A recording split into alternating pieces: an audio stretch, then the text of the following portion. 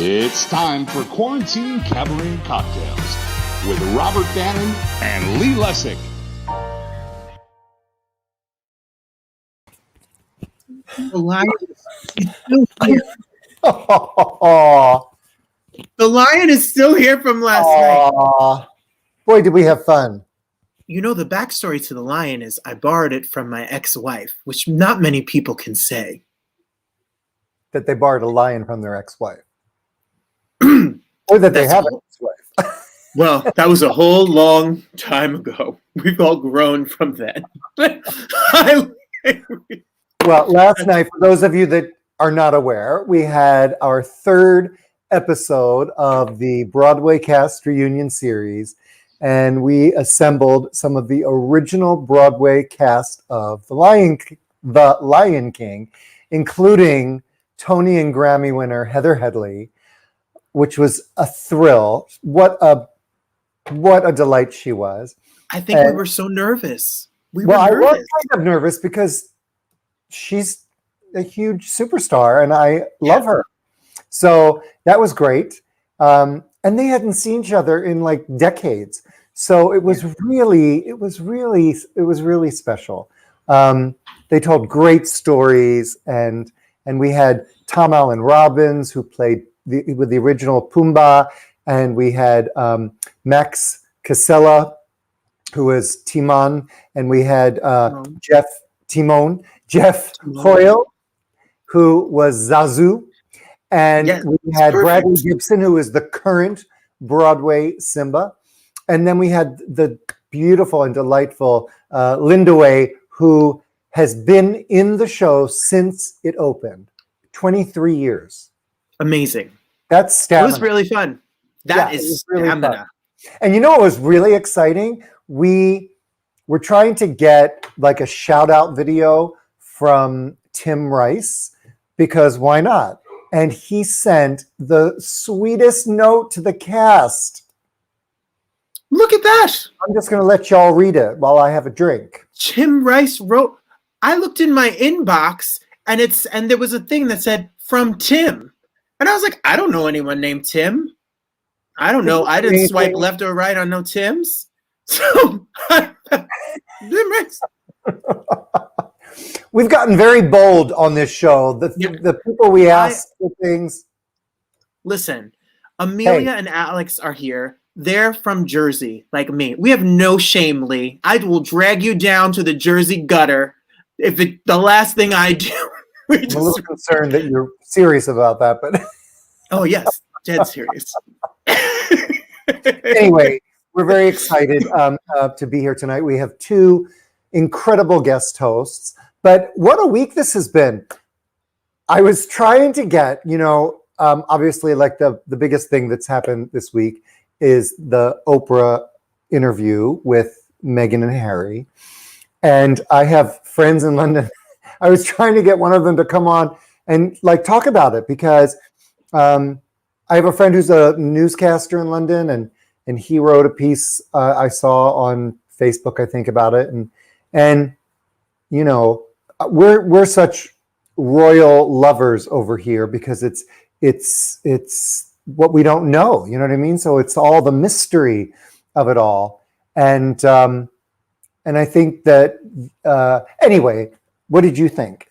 I couldn't get in. I was trying to get literally in the last half hour. I thought, wouldn't it be fun? I'll get one of our friends from London on. But what did I think? Oh my goodness. I love that Oprah's at a point in her life and career where she just wears glasses all the time, and that she doesn't even put contacts in anymore. I love her backyard by that big tree where she interviews people. It wasn't her yard. Oh, okay. Well, in my head, it was at a friend's house. Yeah. Who's friends with Oprah and Prince Harry? Right. I think any neighbor they ask would say yes. We'll ask them next week when there are special guests on Quarantine Cabaret Cocktails.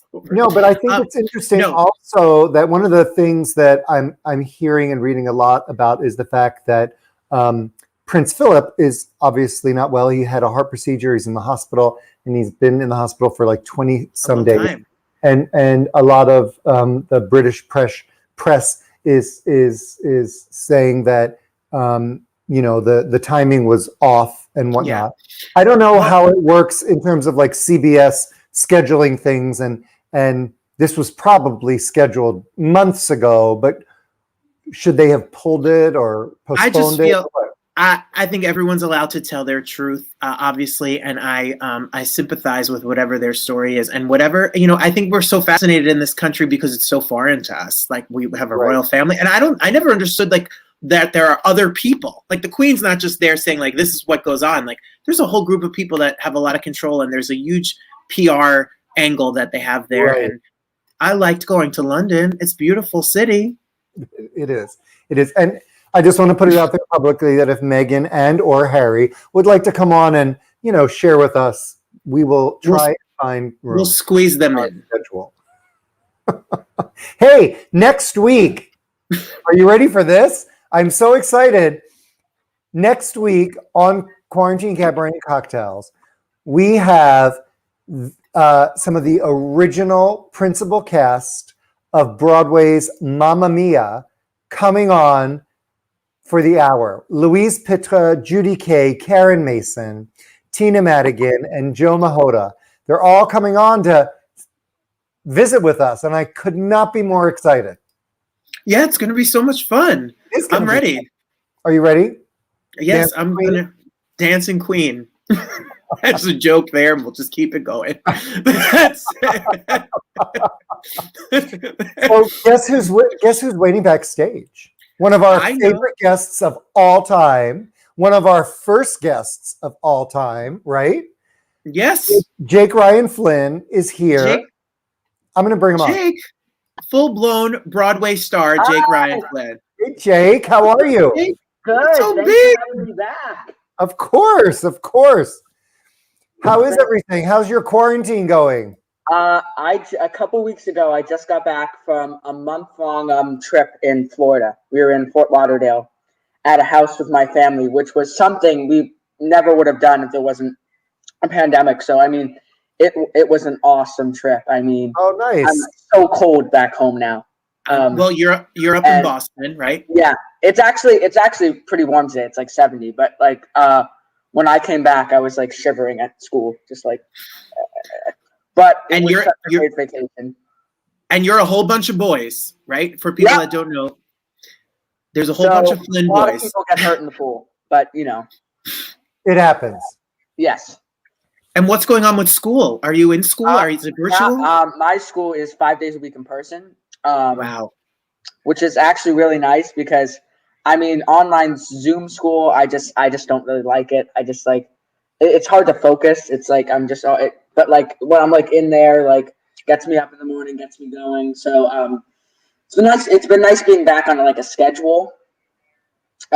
Yes. So I've enjoyed the 5 days a week in person, and I just found out I got accepted into Pingree School, high school that I'll be going to next year, which is really exciting. Congratulations! Thank you. What school is that? It's like 10 minutes away from my house. It's a private school. It's called Pingree School. My dad is the football coach there. So I'm really excited that I got accepted. So I just found that out. That's awesome. That and actually in October, which was really exciting thing, we did a socially distanced haunted outdoor maze. Because I love Halloween, and it's like me, Halloween's a big deal for me. It's like tops Christmas, and so it was. I think it's our third year doing it. Obviously, this was social distance, but it took like almost a month and a half to construct. And it was all me and my brothers. We built up this haunted house, and it was a really awesome experience, especially like in a pandemic. It was really exciting to do that. So that was a big thing that we did in between the last time I was on the show. That in Florida. So it's been cool. Nice. Now, do you have school tomorrow? Yes, I have school tomorrow. So do you want to hang out with us for the show? Are you good? Sure, I'm fine. I don't go to bed till later because I can't fall asleep until like 9, 10 o'clock anyways. I'm just laying there, so like I'm fine. If you're new to the show, I have to skip it. Jake is going to come for our job here. I know he's a natural host. Why not? Why not? Jake, if you don't know, is full-blown Broadway star. He was Charlie in Charlie and the Chocolate Factory, and he is in Mrs. Doubtfire, and he was supposed to open on Mrs. Doubtfire, and when the pandemic started a year ago, so Jake, he reunited the cast of Mrs. Doubtfire for us, and you started this whole, your mother, my mom, she got all the text messages going, and that was our first Broadway cast reunion. Yeah. And now we've launched the Broadway cast reunion series because of you. And it's huge. It's so great. So thanks, Jake. And thanks for your mom. Yeah. All right. Well, we have another guest I want to bring on. Who is pro. He is a pro. And he's been a dear friend for many years. His name is Richard Skipper. He's an incredible entertainer. He's a wonderful host, and probably one of the most supportive people of artists. I don't know if I said that grammatically correct. Okay. That I know, because so many artists are, very competitive and whatnot. But I've known Richard for years and years and years, and he is like the biggest cheerleader of artists, and it's really, really wonderful, and he never wavers from that.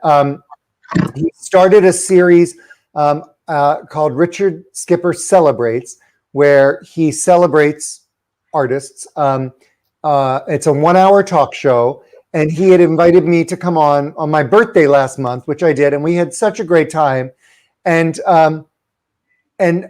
I asked him during the show, I'm like, so now which day of the week do you do this? And he's like, every day. Now, Robert and I do this show once a week, and now we do the Broadway cast reunion twice a month. And I'm exhausted. I've run out of sweaters. I mean, I'm exhausted. I don't know how he does this, but he's amazing. He's going to be on in 1 minute, but I just want to show you just a little sizzle of his career. Richard Skipper Celebrates. Every show is a celebration. Each show, Richard delivers the artists you love, showcasing what makes them unique. Never gossipy. The antidote to a sometimes hectic world. Now, here's your host, Richard Skipper. And welcome to the latest edition of Richard Skipper Celebrates. Carol Channing is one of Broadway and the theater's greatest icons. I'm also proud to say that she is one of Palm Springs' greatest icons. This star was dedicated in October of 2010. I've always been a big fan of Carol's. I absolutely adore her. She, to me, epitomizes what show business used to be about. The parade passes by. I'm gonna go and taste Saturday's high life before the parade passes by. I'm gonna get some life back into my life.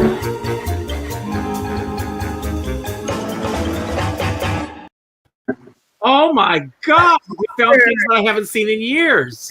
How are you, Richard? I'm doing great, but I want to, your introduction at the very beginning of the show made me very nervous because I know that you wanted royalty on the show. Can you call me? Yes. Exactly. Yes. Exactly. Yes. And Jake, it's such an honor to meet you. So it's such an honor to meet you too. Crazy, thank you. But you guys are just the best at what you do, and you can cram so much into 2 or 3 hours a week. I have to do a little bit more because I have to rise to your level. And I'm hard to get there. Yes. Here's my question for you. So when I first met you, I think you were really at the height of your run doing your show. For those that don't know, Richard was this incredible impersonator, and he did a show as Carol Channing, but it wasn't like the normal like female impersonator kind of show, because you truly like embodied her spirit in a very real, honest way. It was not campy. It was not, it wasn't burlesque. It was real, you know. Okay. So was that the only character or actress that you did on stage? No, I when I first started in Cabaret, I started performing as Judy Garland. Believe it or not, I opened with Mama, but physically, I am so much bigger than she was. She was only 4'11". Aren't we all? Yes, 5'11", and I will tell you, performing, and I will say this about both personas. Performing as Judy was very difficult because everyone wanted to go into the darker areas of her life. And you know me, I'm all about celebrating. I wanted to celebrate her at the height of her magic. What made her that star that people wanted to see in concert.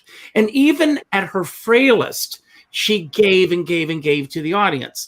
That's what I wanted to get to the audience, to my audiences. But every single interview that I did led with the darker side of her. And then when Carol came along, and believe it or not, I did not pursue either of those. And that's another long show that we'll have to do at some other time. But when I started performing as Carol, it was almost as if the heavens opened up for me, because all of a sudden, people were seeing what I was doing. The greatest gift that came out of that, I will share this, 2 photographs here, is that's Carol and me. Wow. And then, oh, there we are.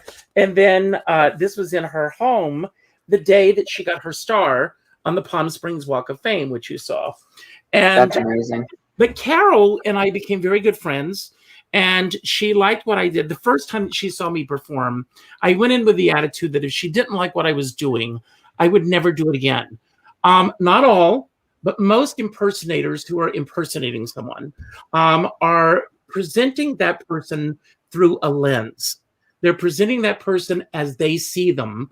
And many times what they are doing is they are presenting a caricature of other celebrity impersonators that they've seen before them. Like, for example, Betty Davis. We all know the shtick that goes with Betty Davis, and with Carol as well. Carol is probably one of the most impersonated people in show business. So that first night that I got the opportunity to perform for her, and again, it's a long story that we'll devote another show to, but I went in with the attitude that if she doesn't like what I'm doing, I'll never do it again. You won't do it. I won't do it. And she sat on a stool in front of me, and I did my entire show for her. And she got up on stage with me. She performed with me. She showed me how to do certain movements. And then she spoke to the audience, and she said that most people who impersonated her made fun of her. She found a lot of it very cruel. And she said that this was not an impersonation, in her words. It was a Valentine to her. She really respected that. And that began a long, long friendship. And when she got her star on the Palm Springs Walk of Fame, and, and I called her and I said, I think I'm coming out to Palm Springs for this. And she says, well, why don't you stay with us? And I stayed at their home.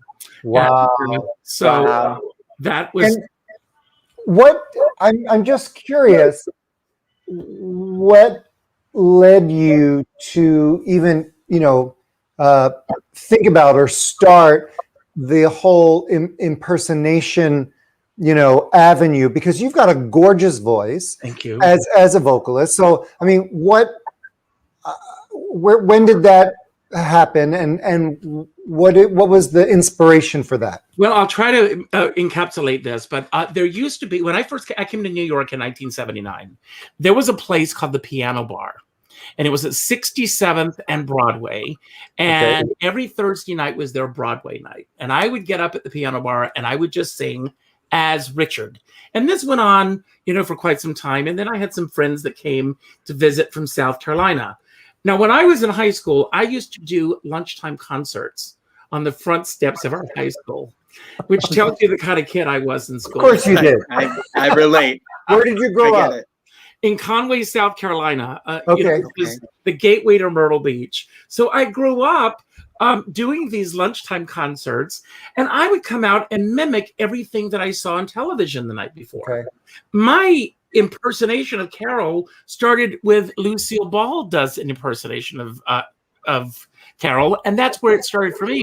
So I moved to New York several years later. I'm in New York. My friends come to visit, and I said, let's go to the piano bar. I got up. Thank God I got a great response. And Houston Allred, I don't know if you knew Houston. Oh, yes. But Houston was playing the piano, and he said, Richard, do you have something else? And one of my friends yelled, do Carol Channing. And I said, I'm not going to get up and perform here as Carol Channing. The audience is screaming. So Houston got up from behind the piano, and he said, do you know the Hello Dolly number? And I said, well, of course I do. He said, no. Do you know the Hello Dolly number? All the verses, all the lead-ins, everything. And I said, yes. He gets up. He starts casting all of the waiters for the number, the people that were sitting there. I got up. I performed at like 1 o'clock in the morning, and the place went crazy. I was 19 years old. And everybody is jumping up and everyone's screaming and everything. And there was a wonderful woman, Leola Harlow was her name. And she was a costumer. And she came over and she said, what's your drag name? And I said, my what? I didn't even know what that meant. And she said, well, obviously you do this. And I said, no. So she said, if you ever decide that you want to dress as Carol, I want to be the one to dress you. And I said, it's not going to happen. It's just not going to happen. So after several months of going to the piano bar and Houston always getting me up to perform, I go to an audition. I walk in the room, and the moment I walk in, one of the guys goes, you're Carol Channing. And I thought, this is it. My career is over. And it was called All American Boy. It was off Broadway. And, but the title song of the show took place in a cabaret room, and the actors go to a piano bar, and this guy comes out and sings All American Boy. They thought, what if he was an impersonator, and what if he was performing as Carol? So they worked with me. I did the number. They cast me in the show, and they said, we have no budget. You've heard this before. So we're assuming you have your own costumes. And I said, yes, I do. And I ran out. I called Leola Harlow. She said, come right over. She fitted me for my first gown.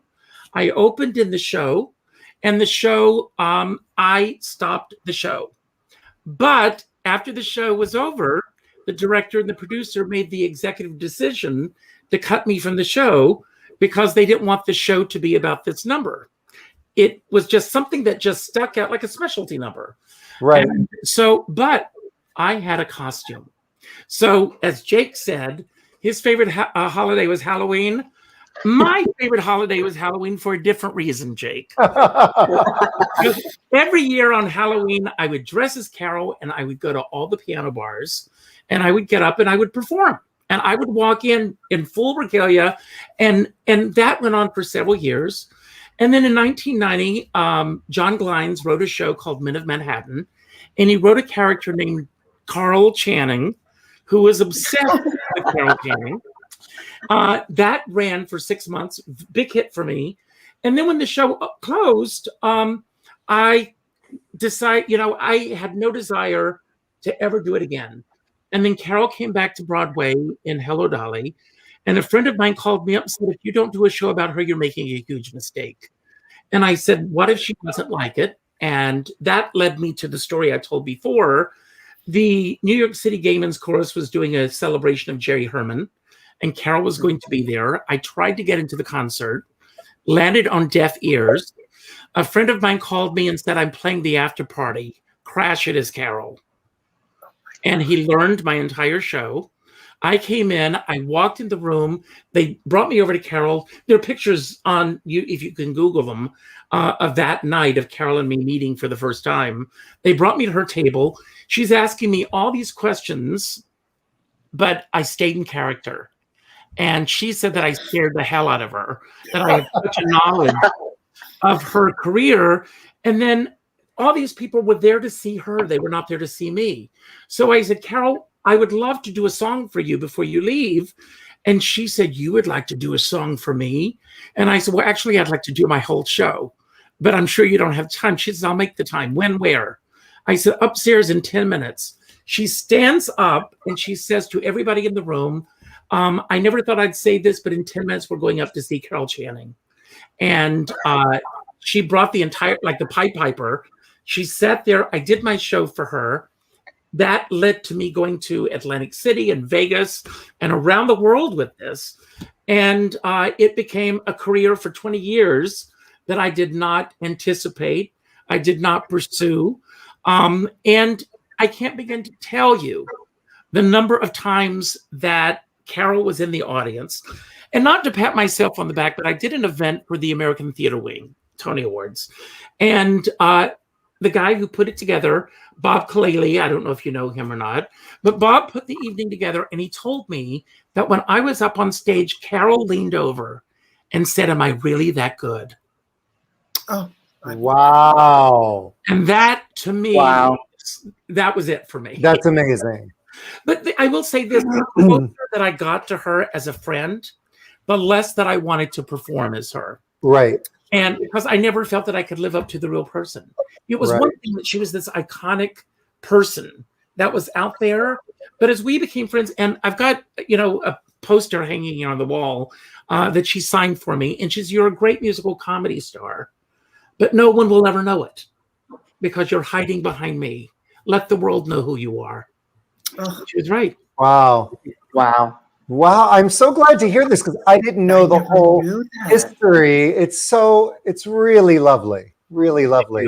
Well, you're not going anywhere because we've got lots more time, but I want to just take a pause from This Is Your Life because we have a couple guests here and we want to focus on a fundraiser, a gala that's happening this weekend for the Bergen Performing Arts Center in Bergen, New Jersey. Yes, Englewood, New Jersey. Bergen County, Englewood? In the house. Yes, what do I know? I'm in LA. I don't know these things. It's near my home. Is it near your home? Yes. Maybe you'll go. We're neighbors, me and Richard. Here's what you can expect to see.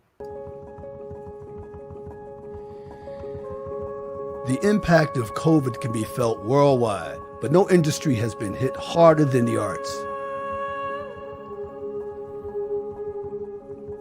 An iconic theater that held performances by some of the world's greatest artists was forced to close its doors. I'm Ray Chu, music director for TV and a proud Bergen County resident. Major artists who tour throughout the world make Bergen PAC one of their most loved places to perform. Musicians and artists who would normally tour the great theaters across the country and around the world have felt the impact of this COVID-19 crisis. This not only affects our gig workers, but also the essential staff who work behind the scenes from production to maintenance to the box office. So join us for a free virtual event as we open our closed doors to welcome you back for an evening filled with musical performances from the Bergen PAC greats. This is our home. Bergen PAC is your home.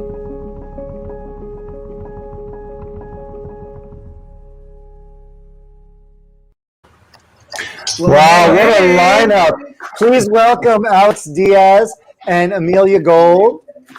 Hi guys. Hi everyone. Hey everybody. That made me cry. Me too. It made me cry too. It's amazing. It's powerful. Well, Alex, I told the story beforehand. My first job ever, I was 16 years old. My parents told me I had to get a job. I got a job at the box office at the John Harms Center for the Arts, which is now the Bergen Performing Arts Center.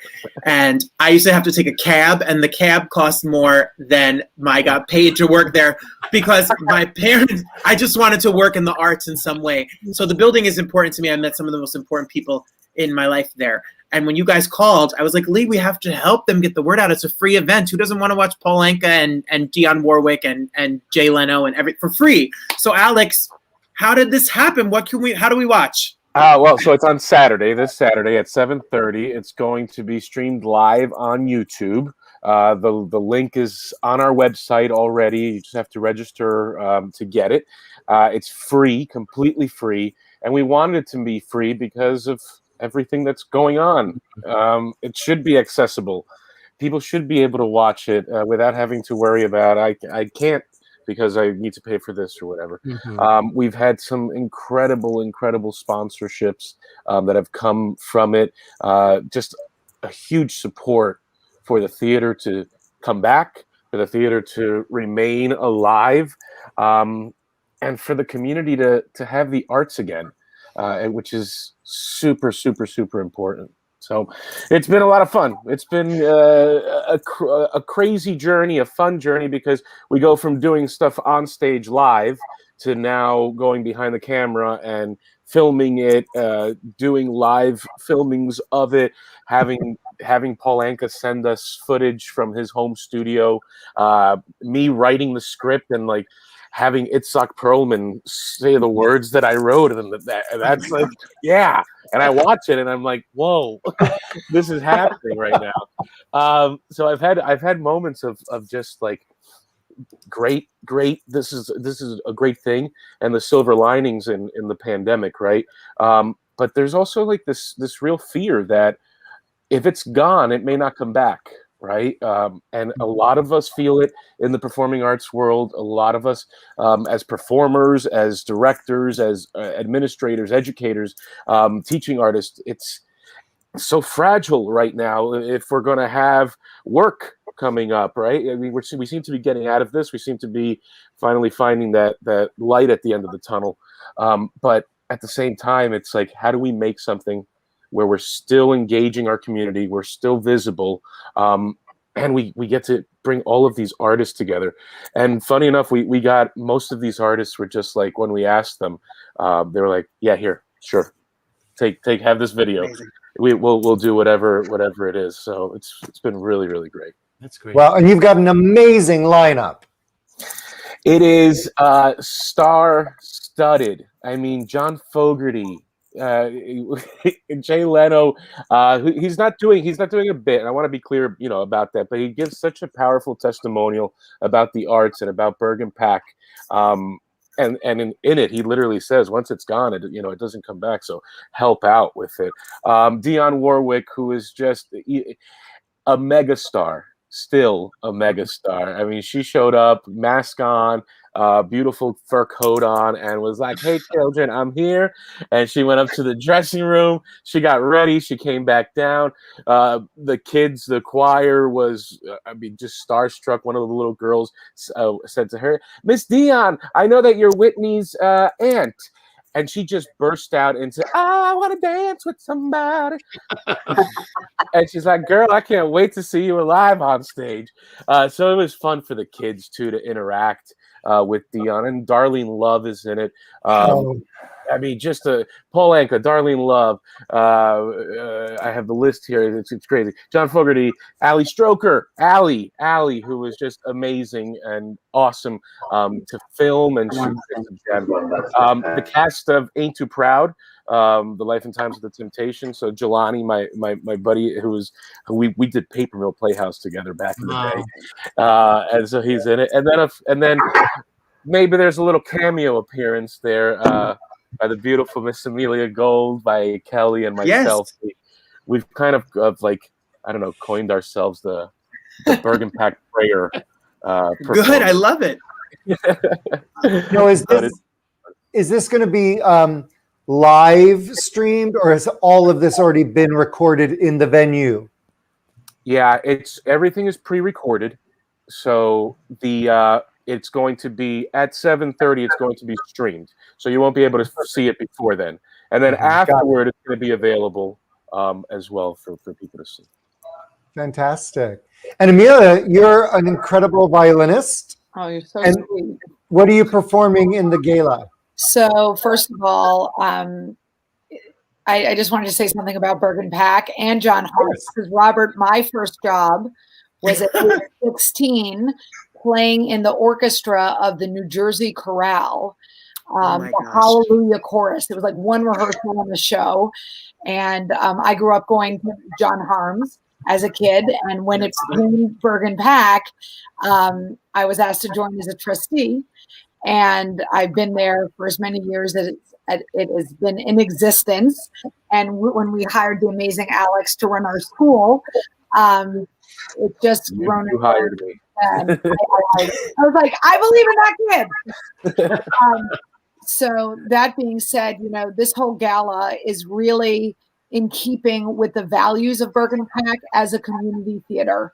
And that's why the all access, just like there's all access to our school, we don't turn any students away due to inability to pay. And if you look at the list of young people who are now professional artists who have come from our school, they never would have done it if it was a pay to play. So I love that even while we're desperate and need people to support theaters, that we're still keeping true to who we are as a community theater. And I just had to say that because I love Bergen PAC so much. I love Alex so much. And we're actually, Alex and the amazing Kelly Rapke and I are doing the prayer. Oh, fantastic. And it was, when we recorded it, was the first time I put on a concert dress in a year. And it still fit. We were all very grateful.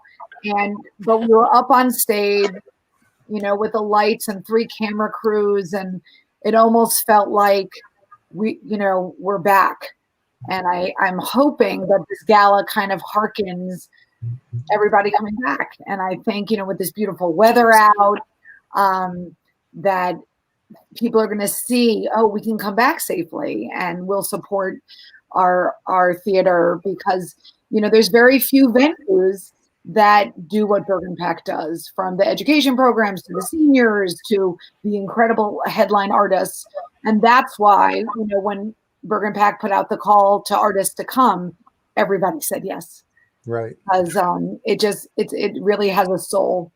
And I was thrilled to get to play with my friends and support the theater I love. So I'm so happy to be here with all of you guys.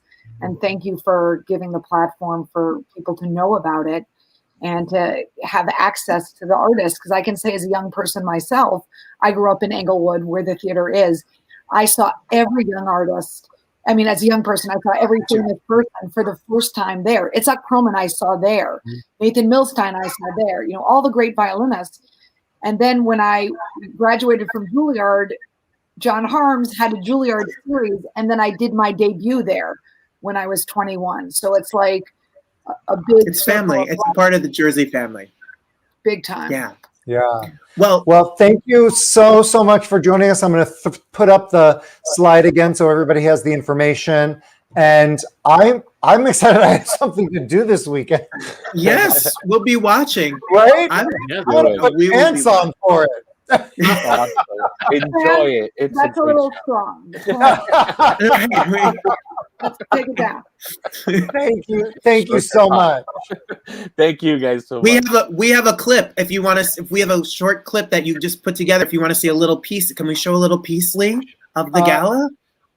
Yes. We have a little minute of Dion. I just see the kids in Dion. How can we not take exclusive sneak peek? Lord, we don't need another mountain.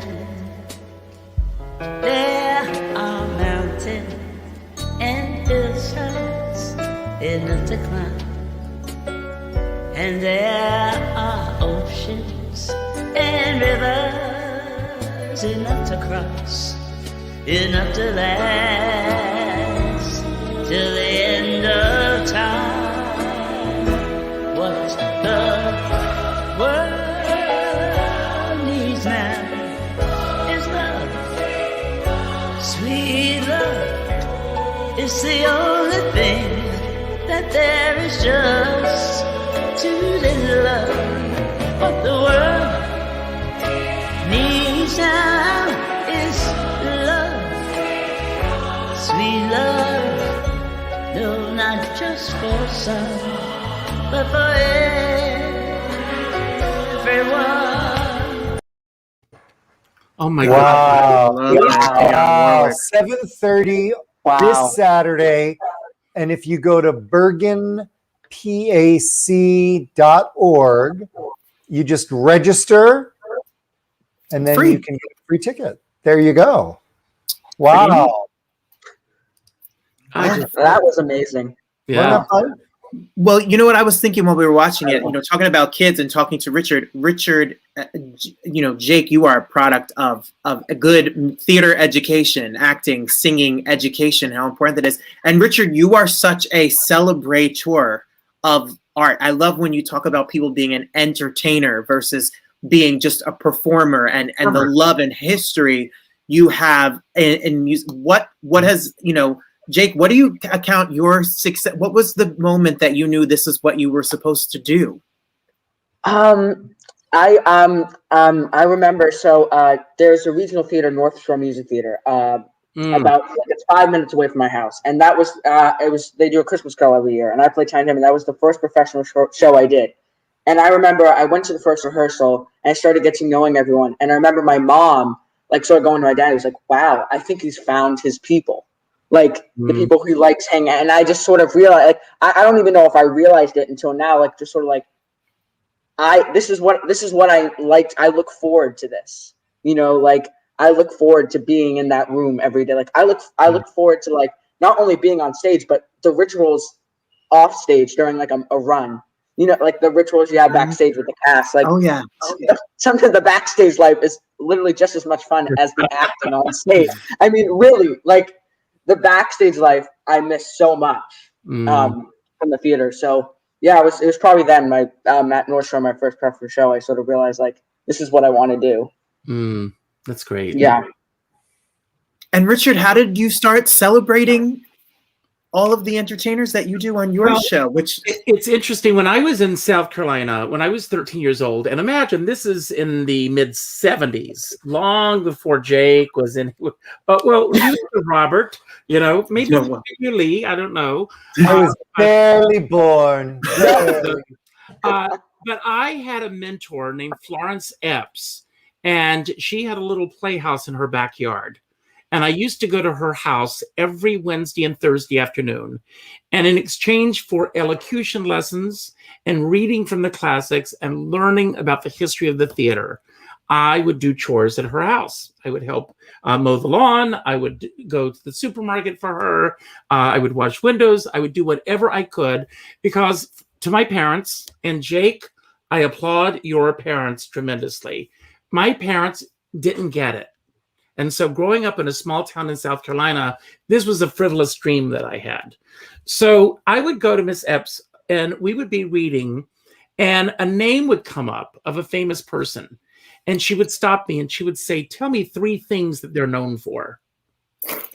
And if I didn't know, she would close the book and she would say, "I will see you next week at the same time. Know who they are when you come back in." And she instilled in me that every time I step on stage, every time I'm in front of a camera, that I am carrying the mantle of every great artist that has gone before me. And I've never forgotten that. And I think that I don't know what's happened in our industry where our history is not revered as much as it should be. Lifetime Achievement Awards are relegated to off-camera awards at the Tony Awards. And I grew up at a time where the Tony Awards celebrated these people. A couple of years ago, they were giving Tommy Tune the Lifetime Achievement Award. I campaigned and I got him to get his award on screen, on camera, and they even honored him with a special production number. They were going to give it to him before the Tony ceremony. Carol Channing gets the Lifetime Achievement Award, and she's giving her speech, and they're bringing the curtain down on her. We have to respect the people that have gone before us, who have paved the way for all of us to do what we do. And there are kids in the theater today who have no idea who Ethel Merman and Mary Martin were, what their contributions were to the theater. And I'm talking about working professionals who don't know who these people are. And that's why I want to celebrate them. Wow. I don't know how you do it every day, but my hat is off to you. Amazing. Well, Richard, The book's on my desk. And I have to tell you, because on Tuesday night, I'm just going to use this as an example. I'm celebrating Nat King Cole. His 101st birthday would have been this upcoming week. And Will Friedwald has written a book. Now, I booked this interview well over a month ago. And the book arrived yesterday for my interview that is on Tuesday night. Here is the book. Oh my gosh. Oh my goodness. I guess you're going to have to call Evelyn Wood. Oh, man. It's Well, a lot of work. but Richard, that's what I liked about your show and listening to them. You are so in depth. Like, you have such a vast knowledge about every person that you speak to, that you're educating the viewer while speaking to the person, and you even take the guest off guard by the fact that you know and have done so much research. You know more about them than they do. Yes. Well, I'll tell you a funny story. Do you remember Peggy Pope? No. Peggy Pope was the Atta Girl in 9 to 5, the movie. That every time something would happen to Dabney Coleman, she would take a flask from her bottle and she'd go, Atta Girl, Atta Girl. And she did every show in the 70s. She was on Soap. She was the one who said to Billy Crystal, "Are you a homo?"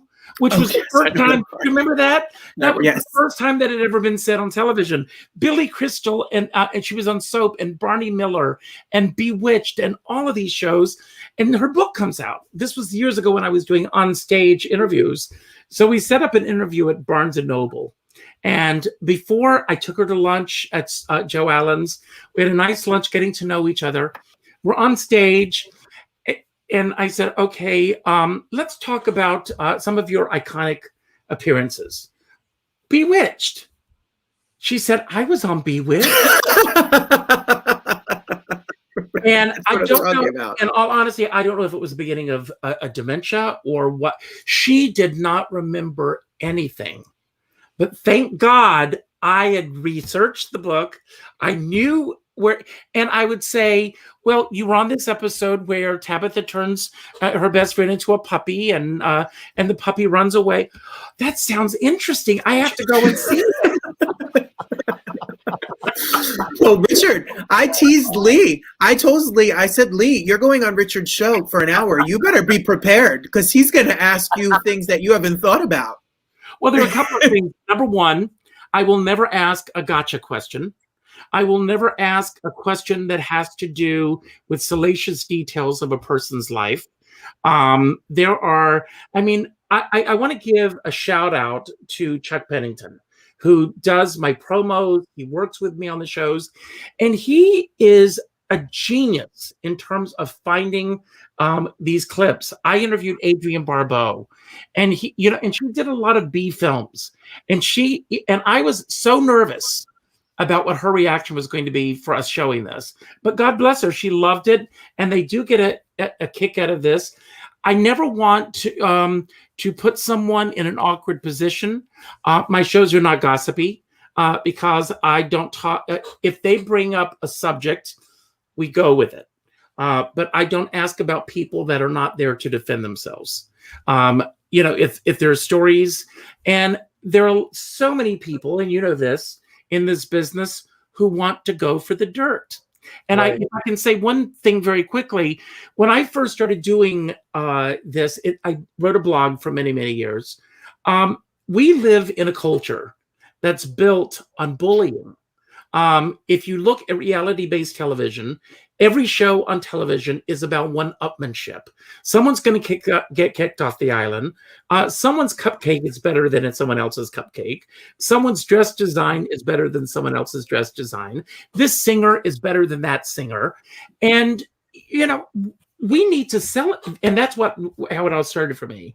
I thought, I want to celebrate these people instead of tearing them down. And you talked about Oprah's interview. The next morning on social media, the attacks were out of this world. And I did a post on Facebook, and I said, there's a little thing called a remote control. There's an off button. There is a mute button where you can create your own commentary, or you can change the channel. I don't understand what it is in our culture where in the theater, you've got all these people who are allegedly theater fans, and they will go to chat boards and rip people to shreds. Donna McKechnie posted on Facebook 2 days ago that she got a call in the middle of the night from someone who read a bad review of hers from 25, 30 years ago and called her to read her the review in the middle of the night. A review that she wanted to forget. I mean, the fact that so many people are just out there that are, have this streak in them. I don't know if, what we've gone through culturally in the last 4 to 6 years has put people in a mindset where they think that it's okay. But I want no part of it. You know? Yeah, no, I agree with you. Hey, Jake, do you read reviews when you're in a show, or do you not read them?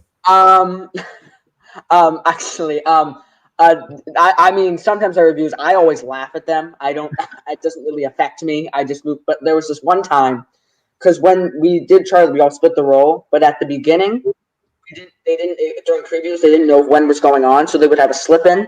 Like this person will be performing. So my mom's sitting behind this person, the row. It's before the show. The person opens the playbill and goes, we got the understudy, Jack something, and slams the playbill. And my mom told me, and I was like dying. I was like, of course. Your mom turned around and said, "That's my son, and I'm proud of him." I hope so. And then you blew them away. Laughing, and I was like, I mean, I take that as a joke. I think it's funny. Jake, my first stock job, I was doing the Diary of Anne Frank, believe it or not. I was playing Peter Van Damme, and 2 critics came to see the show. One critic said I gave the most moving portrayal of adolescence into adulthood that he had ever seen. And the other critic said I did more facial mugging in one scene than Carol Burnett did in her entire career. Which one do I believe? I know. Right? There you go. Hey, Jake, do you have any inside news about Broadway reopening, timing, anything like that?